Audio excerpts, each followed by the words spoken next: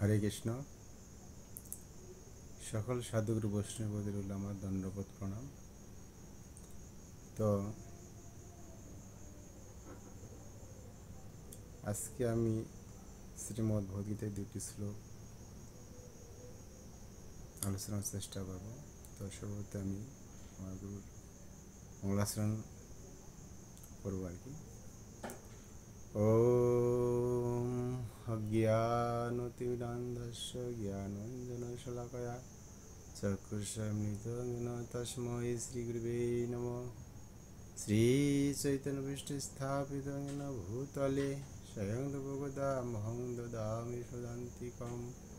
বন্দেऽহং শ্রীগুরু শ্রীযুতপদকমलं শ্রীগুরুবৈষ্ণবাংশচ সর্বং সরজাতং সগণ রঘুনাথিতং তং সজীবং সাদ্বৈতং সাধুতং পরিজনসহিতং কৃষ্ণ চৈতন্যদেবং শ্রী রাধাকৃষ্ণপাদান সহগণ ললিতা শ্রী বিশাখান্বিতাং সচ। নমো বিষ্ণুপাদায় কৃষ্ণপৃষ্ঠায় ভূতলে শ্রীমতে ভক্তিবেদান্ত স্বামীতি নামিনে। নমস্তে সরস্বতী দেবী গৌরবাণী প্রচারিণে নির্বিশেষ শূন্যবাদী পাশ্চাত্যদেশতারিণে। নমো মহাবোধনায় কৃষ্ণ প্রেম প্রদায়তে কৃষ্ণায় কৃষ্ণ চৈতন্য নাম্নে গুরুতে শ্রী নমঃ। নমো ব্রহ্মণ্ডায় দেবায় গোব্রাহ্মণ হিতায় চ জগদিদায় কৃষ্ণায় গোবিন্দায় নমো নমঃ। হে কৃষ্ণ করুণা সিন্ধু দীনবন্ধু জগৎপতে গোপেশ গোপীকান্ত রাধাকান্ত নমস্তুতে। তপ্ত কাঞ্চন গৌরাঙ্গী রাধে বৃন্দাবনেশ্বরী বিশ্বভানুসুদেবী প্রণমামি হরিপ্রিয়ে। বৃন্দাবৈ তুলসী দেবৈ প্রিয়া ওই কেশব স্বচ বিষ্ণুভক্তিপদেবী সত্যবতৈ নমো নমঃ। পঞ্চতত্ত্বাত্মং কৃষ্ণং ভক্তরূপ স্বরূপকং ভক্তবতার ভক্তকাম নমি ভক্তশক্তিকং। বাঞ্ছাকল্পতরুভ্যশ্চ কৃপা সিন্ধু এব চ পতিতানাং পাবনেভ্যো বৈষ্ণবেভ্যো নমো নমঃ। জয় শ্রীকৃষ্ণ পরমনিত্যানন্দ শ্রী অদ্বৈত গদাধর শ্রীবাসাদি গৌরভক্তবৃন্দ। হরে কৃষ্ণ কৃষ্ণ কৃষ্ণ হরে হরে, হরে রাম রাম রাম হরে হরে। ওম নমো ভগবতে বাসুদেবায়। ওম নমো ভগবতে বাসুদেবায়। ওম নমো ভগবতে বাসুদেবায়। হরে কৃষ্ণ হরি বল। আজকে আমি শ্রীমদ্ ভগবদ্গীতার অষ্টম অধ্যায়ের দুটি শ্লোক আলোচনার চেষ্টা করব। শ্লোক দুটি হচ্ছে যে ৫ নম্বর এবং ৬ নম্বর শ্লোক। তো সর্বপ্রথম আমি বলবো যে আমাদের মানব জীবনের উদ্দেশ্য হচ্ছে যে ঈশ্বর প্রাপ্তি বা পরম তত্ত্বকে জানা। আমরা কিভাবে সেই ভগবানের কাছে ফিরে যাব এবং আমরা কীভাবে ভগবানকে জানব, সেটি হচ্ছে আমাদের মানব জীবনের মুখ্য উদ্দেশ্য। তো এখানে আমরা যে ভগবানের কাছে ফিরে যাব বা ভগবান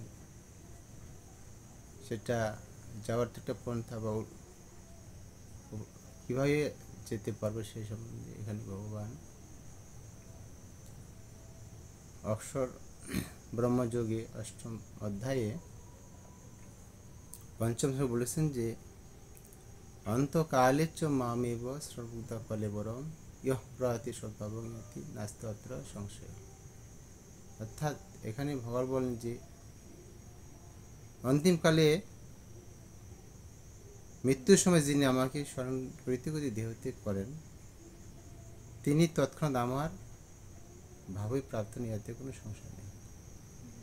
অন্তকালে চ মামেব শ্রণভূতা কলেবরম ইহ প্রয়াতি সদ্ভাবং ইতি নাস্তি সংশয়।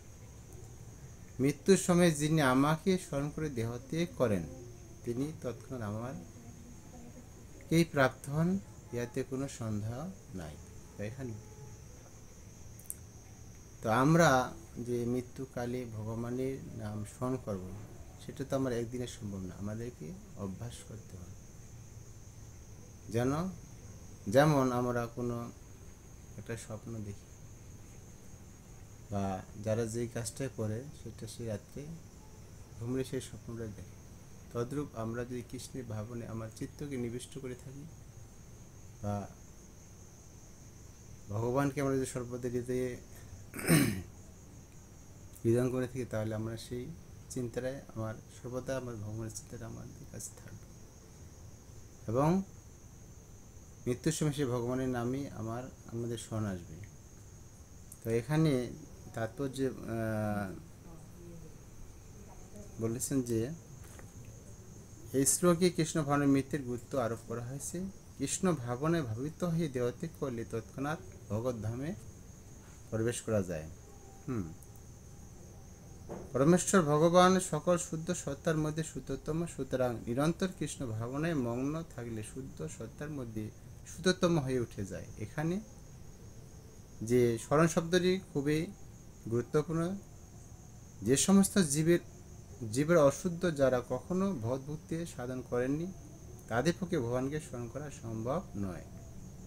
এখানে বলা হয়েছে যে স্মরণ শব্দটি খুবই স্মরণটা কি স্মরণ করতে হবে সেটা এখানে ভগবান বলেছেন যে স্মরণ শব্দটি খুবই গুরুত্বপূর্ণ।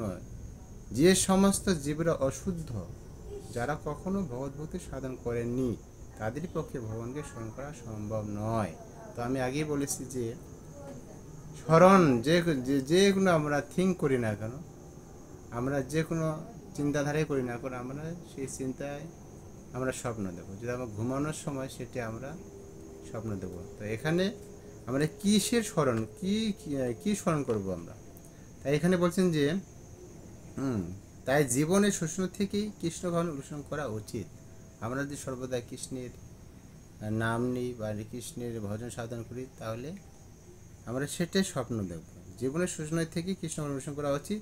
জীবনের সেই সার্থকতা অর্জন করতে হলে শ্রীকৃষ্ণের স্মরণ অপরিহার্য। তাই আমরা যদি জীবনটাকে সার্থকতা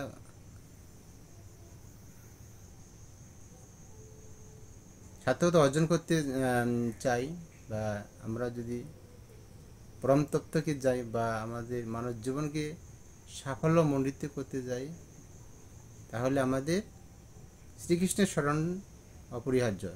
সেই জন্য শ্রীকৃষ্ণকে মনে রাখতে হলে সর্বক্ষণ অবিরামভাবে হরে কৃষ্ণ মহামন্ত্র, অর্থাৎ যে আমরা মহামন্ত্র বলি যে হরে কৃষ্ণ কৃষ্ণ কৃষ্ণ হরে হরে, হরে রাম রাম রাম হরে হরে, এই মহামন্ত্র আমাদের কীর্তন করতে হবে। শ্রী চৈতন্য মহাপ্রভু উপদেশ দিয়েছেন যে প্রত্যেকে তরুর মতো সহিষ্ণু হওয়া উচিত।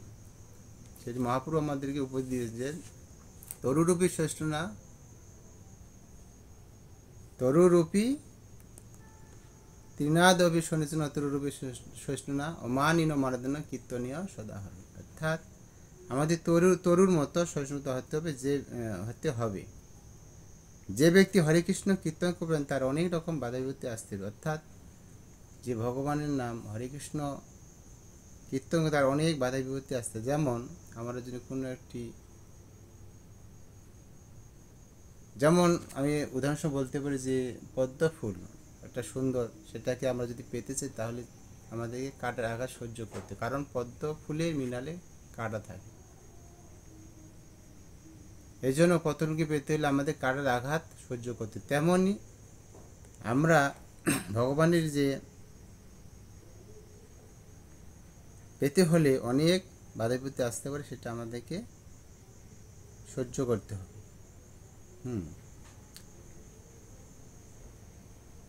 তা সত্ত্বেও এই সমস্ত বাধা বিঘ্নগুলিকে সহ্য করে তাকে অনবরত হরে কৃষ্ণ কৃষ্ণ কৃষ্ণ হরে হরে, হরে রাম রাম রাম হরে এই কীর্তন করে যেতে হবে, যাতে জীবনের অন্তিম করে তিনি কৃষ্ণ ভাবনামৃতের পূর্ণ সবল লাভ করতে পারেন। এই জন্য হরে কৃষ্ণ মহামন্ত্র আমাদেরকে হৃদয়ঙ্গম করতে হবে, যেন ভগবানের সেই দিব্য নাম ব্যতীত মৃত্যুর সময় যেন আমার কোনো স্মরণ না আসে। এই জন্য আমাদের সেই কৃষ্ণের নামটা খুবই স্মরণ অপরিহার্য।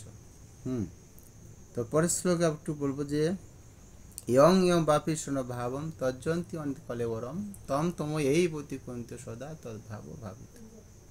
অর্থাৎ যে যে ভাব স্মরণ করে লোক দেহত্যাগ করে হে ক্রান্তীয়, তারা সেই ভাবে ভাবনের চিত্ত নিবিষ্ট থাকায় তারা সেই ভাবই পায়। তো এখানে বলছে যে আচ্ছা গীতার গানটা একটু পড়ি যে যে স্মরণ করে জীব অনন্তকালে যেভাবে সে তেজে নিজ জড় কলবরে সেই ভাবযুক্ত তত্ত্ব লাভ করে হে কুন্তীয় থাকি সদা সেই ভাব করে। অর্থাৎ মৃত্যুর সংক্রমণ মুহূর্তে কিভাবে জীবের প্রকৃতি পরিবর্তন হয় সেই কথা এখানে ব্যাখ্যা করা হয়েছে। যে মানুষ দেহত্যাগ করবার সময় কৃষ্ণ চিন্তা করে সে পরমেশ্বর ভগবানের প্রাপ্তি অর্জন করে, কিন্তু এই কথা ঠিক নয় যে শ্রীকৃষ্ণ অন্য কিছু চিন্তা করলেও সে পরাপ্রবৃত্তি অর্জন করা যায়। এই বিষয়টি আমাদের বিশেষ যত্ন সহকারে অনুধাবন করতে হবে, কিভাবে উপযুক্ত মনোভাব আবিষ্ট হয়ে দেহত্যাগ করা যায়।